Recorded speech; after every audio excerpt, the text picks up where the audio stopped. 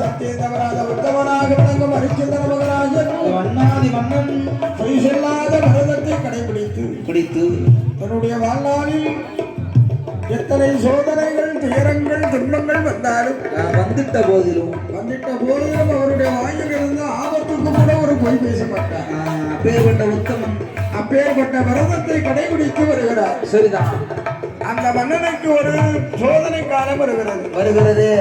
சிகண்டிமா மணியடித்து திரு சங்கராத ஊதி ஏழை எளியோர்களுக்கெல்லாம் அந்த ஹரிச்சந்திர மகராஜன் பொய் சொல்லாத மையன் சத்தியம் தவறாத உத்தமன் ஏழை எளியோர்களுக்கெல்லாம் தான தர்மங்களை எல்லாம் செய்து வருவாரா.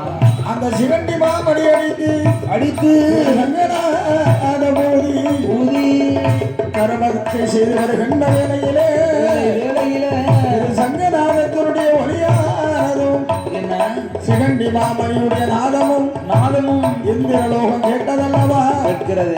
இந்திரலோகத்திலே அமராவதி பட்டணத்திலே இந்திரனுடைய திருசபையிலே சப்தரிஷிமார்கள் அமர்ந்து கொண்டிருக்கிறார். அதனை துர்வாச மகரிஷி, அத்திரி மகரிஷி, ஆங்கில மகரிஷி, புலசிய முனிவன், கபிலமா முனிவன், விஸ்வாமித்திரனும் வசிஷ்டனும் அமர்ந்து கொண்டிருக்கிறார். இவை சப்தரிஷிமார்கள் வந்து கொண்டிருக்கக்கூடிய வேளையிலே அந்த திருச்சபையிலே இந்த சங்கநாதத்தினுடைய ஒளி ஓசை சரி அயோத்தி மன்னன் ஹரிச்சந்திர மகராஜன் பொய் சொல்லாத மையன் சத்தியந்தவராத உத்தமனுடைய அரண்மனையில இருந்து வருகின்ற அந்த ஒளி ஓசை இந்திரலோகம் கேட்கிறதா.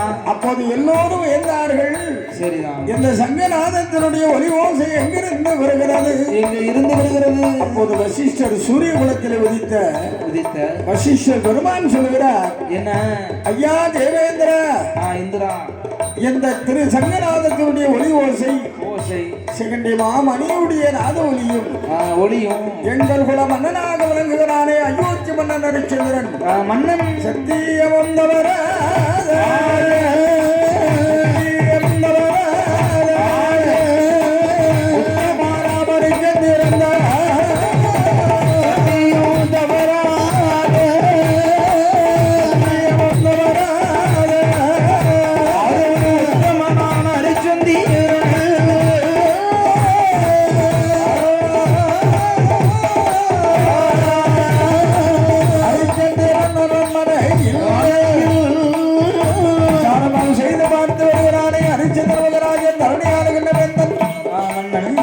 ஹரிச்சந்திர மகராஜனுடைய பெருமை எப்படி சொல்வது?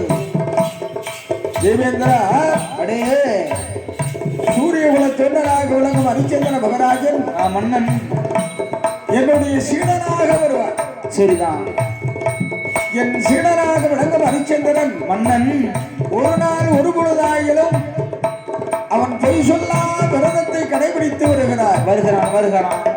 துயரங்கள் சோதனைகள் துன்பங்கள் எத்தனை வந்தாலும் வந்துட்ட போதிலும் அவர் வாயிலிருந்து பொய் சொல்ல மாட்டார். அயோத்தி ஹரிச்சந்திர மகராஜனுடைய பெருமையை சொன்னவுடனே என்ன எதிரிலே அமர்ந்து கொண்டிருக்கிறானே விஸ்வாமித்திரர் அவர் எழுந்தறிந்தாரே, வசிஷ்டா, அடே அப்பா, பூலோகத்திலே ஒருவன் பொய் பேசாத வாழ முடியுமோ? ஆபத்து என்று வந்து விட்டால் ஆபத்துக்காக வேண்டி பிற உயிர்களை காப்பதற்காக வேண்டி ஒரு பொய் சொல்வதிலே என்ன தவறு இருக்கிறது? ஆனால் பொய்யே உரைக்க மாட்டான் என்று சொல்லுகிறாயடா. இதை நம்பும் மகடியாக இல்லையப்பா. விஸ்வாமித்திர மகரிஷியே, எல்லாம் அறிந்தவர் தாங்கள் திரிகார ஞானி. அறிந்தவர் இப்படி அறியாதது போல்